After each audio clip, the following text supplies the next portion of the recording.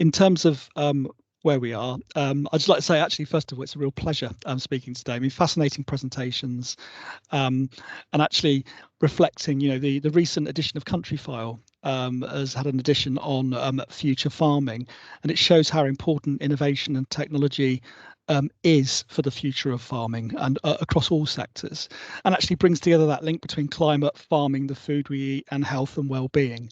So I think the report is timely, and we have to be clear that it isn't only technology that drives change. I think Tom said the path to sustainability is in large part the adoption of agri-ecological models, but that's systems as well as technology. So today we're focusing on technology, and what I want to do is look at from the perspective of how government can support technology through our innovation programme.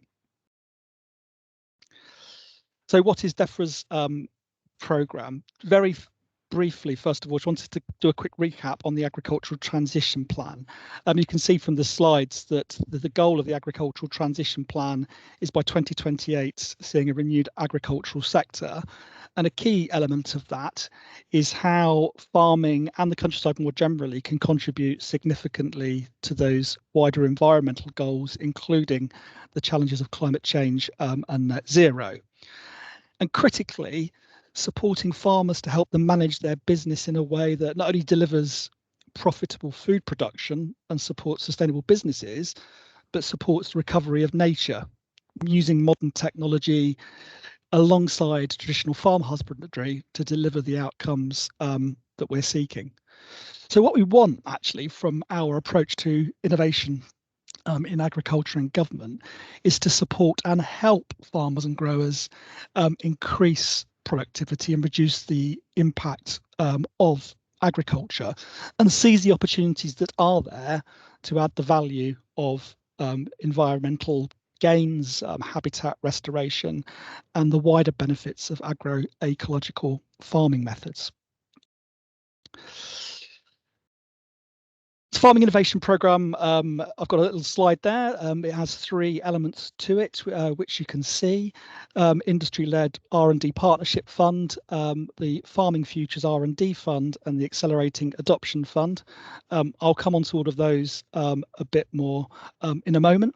Those funds build on previous activity in this space, supporting innovation in agriculture and horticulture, the Transforming Food Production Programme, and the Farming Innovation Pathways. Obviously, the impacts of the Dimbleby report, and looking at that, it's sort of developing our thinking, and it builds on what's being done as well in the sector. I think others have mentioned innovative farmers and the work that's being done there, and the programme itself is being developed alongside and with key people from the sector, as well as critically users and growers themselves, people that would actually be doing this type of work. So the Farming Innovation Programme, as I say, where are we at the moment?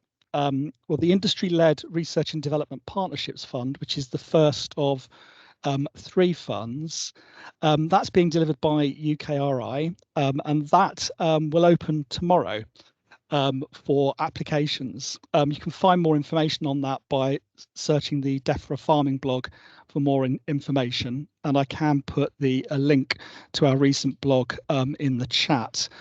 So that fund, the Industry-led Research and Development Fund, is about encouraging groups of farmers, growers and businesses and researchers to collaborate in R&D. And I think the key point there is about driving collaboration. Collaboration has been mentioned as a really important element of enabling people to come together and drive the kind of R&D that we need to see to support some of that transition to agroecological methods.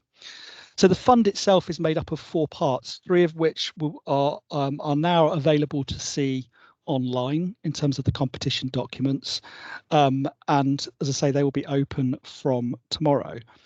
So the research starter projects is the first one. That's about helping farmers and growers and foresters based in England to develop really early stage ambitious ideas for R&D and building that wider team.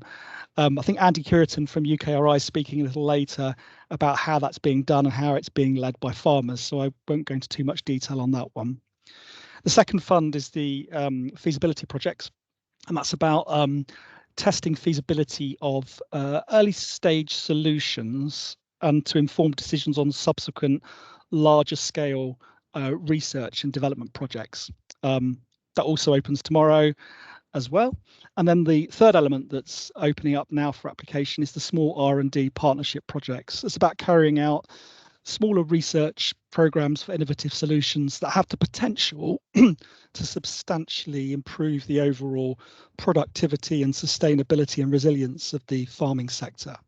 So I say the full details and eligibility can be found via the Defra blog or via the dedicated UKRI website, which is farminginnovation.ukri.org. Just want to draw your attention as well to the fact that there will be further information coming out.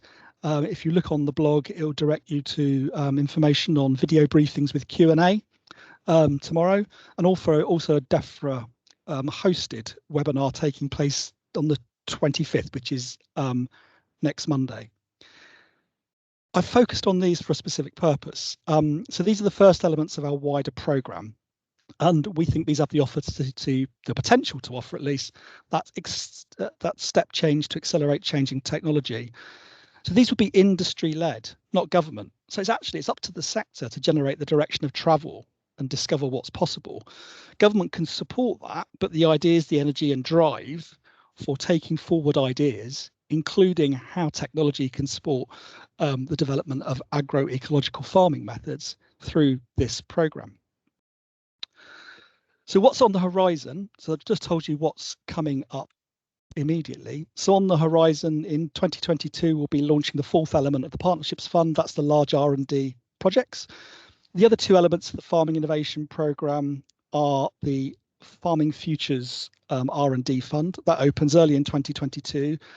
That is driven from government. So it's government looking at what are the sort of big longer term strategic challenges where we want to drive R&D in a particular sector. Because bear in mind, the other projects are about industry led. So we're very much dependent on what comes from organisations like yourself. This will be about those long term strategic issues where we want to drive R&D. So for example, on net zero, that will be coming out in 2022. And thirdly, and I think really importantly for the work of people interested in agroecology and the role that farmers play, in particular, is our Projects to Accelerate Adoption Fund. And that's about focusing on immediate on-farm productivity challenges. It is about supporting and enabling farmers and growers to undertake trials to test on-farm viability of new as well as existing technologies, particularly those technologies that may be transferable between sectors. As I say, it's not just technologies, it's about processes and practices. And I think, as George and Joseph have both said, that R&D takes place on farms with farmers themselves in the driving seat, deciding what it is that's being trialled. Our role in government is to support, enable those to do it. I think Joe mentioned earlier about research and how all emerging agri-tech can be accelerated. So together, I think if you look at all of that, that comes together and offers quite a large package of opportunity. I won't go into too much detail about the food strategy because I think we're a bit short of time. But the overall, I think a couple of points on the report. I think I agree the technology silver bullet mentality should not inhibit investment in agroecology. It's has a key role to play and it's indeed growing. And I think Tom made the point at the beginning, as did George, technologies need to align with other processes, systems and ways of working to actually drive change. Technology alone may not deliver the results we want. And also technology itself can be a gateway to agroecological farming. So tech can be deployed, for example, smart tech robots to reduce reliance on labour, reduce soil compaction and drive lighter tilling methods. That then might drive wider adoption of other practices if the benefits are made clear to farmers. I think at that point, Tom, I will probably stop because I think my time's up. But I just want to say thank you for listening. I will post some more information on the chat.